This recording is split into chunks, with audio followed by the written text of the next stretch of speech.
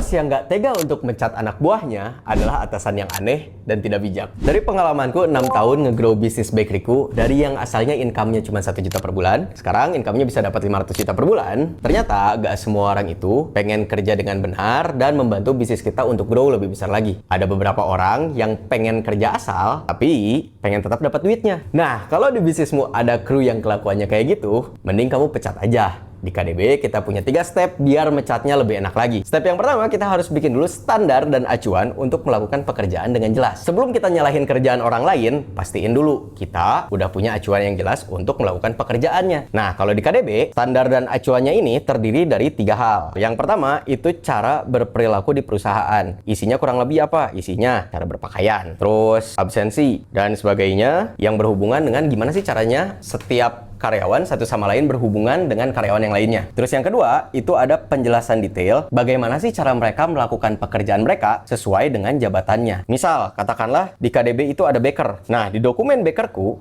itu ada details tentang apa aja sih yang harus dilakukan oleh seorang baker. Terus selain itu juga bagaimana sih cara mereka melakukan pekerjaannya. Kalau mereka itu tugasnya adalah bikin roti, di dokumennya itu ada ditulis bagaimana sih caranya untuk membuat roti. Terus resepnya seperti apa? Standar roti yang bagus tuh kayak gimana sih? Jadi quality controlnya juga dicantumkan di dokumennya. Ada penjelasan yang detail menjelaskan tentang bagaimana sih cara seseorang melakukan pekerjaannya sesuai dengan jabatannya. Terus yang ketiga, ada checklist standar pekerjaan. Pekerjaan-pekerjaan seperti apa sih yang diterima di KDB? Pekerjaan-pekerjaan seperti apa sih yang hasilnya ditolak oleh KDB? Supaya apa? Supaya jelas pekerjaan orangnya itu sesuai dengan target capaiannya atau enggak. Nah, yang perlu dicatat berikutnya adalah dokumen ini, si standar dan acuan itu harus dibuat sedetail mungkin dan sejelas mungkin. Jangan mager. Terus step yang keduanya adalah setelah kita punya SOP-nya, pastikan setiap kru itu sudah kita latih sesuai dengan SOP-nya dan SOP-nya sendiri dipastikan untuk diterapkan. Aku dan tim manajemen di KDB itu harus selalu memastikan kalau misalnya ada kesalahan, itu bukan karena krunya nggak pernah dilatih atau karena manajemennya ngaco. Misalnya nih, ada baker, dia nggak bisa bikin roti. Kenapa? Karena,